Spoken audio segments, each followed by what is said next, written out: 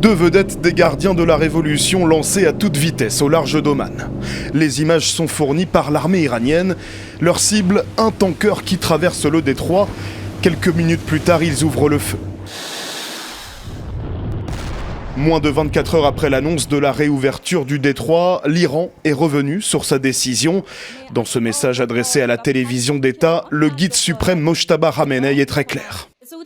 L'armée iranienne a résisté au plan sinistre des États-Unis, aux vestiges du régime Pahlavi et aux séparatistes qui souhaitaient un Iran démembré et a accompli des exploits épiques. L'Iran rappelle donc qu'il ne cédera pas et défie directement Donald Trump.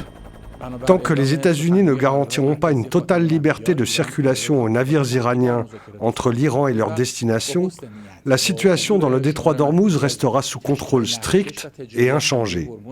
En conférence de presse à la Maison-Blanche, le président américain balaie d'un revers de main les menaces iraniennes. Ils n'ont pas de marine, ils n'ont pas d'armée de l'air, ils n'ont pas de dirigeants, ils n'ont rien du tout. Ils ne peuvent pas nous faire chanter. Nous sommes en discussion avec eux et vous savez, nous adoptons une position ferme. Ils ont déjà tué beaucoup de gens. Cette nouvelle escalade n'est cependant pas synonyme d'un arrêt des négociations. Au Pakistan, Islamabad se prépare déjà à accueillir de nouveaux pourparlers. Le vice-ministre iranien des Affaires étrangères en déplacement aujourd'hui en Turquie se montre de son côté rassurant. La situation est un peu délicate en ce moment, mais je peux vous assurer que l'Iran est pleinement engagé dans la voie diplomatique.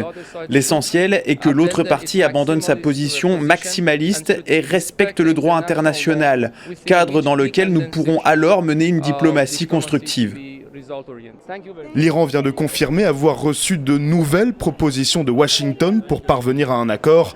Proposition examinée en ce moment même par le Conseil suprême de sécurité iranien.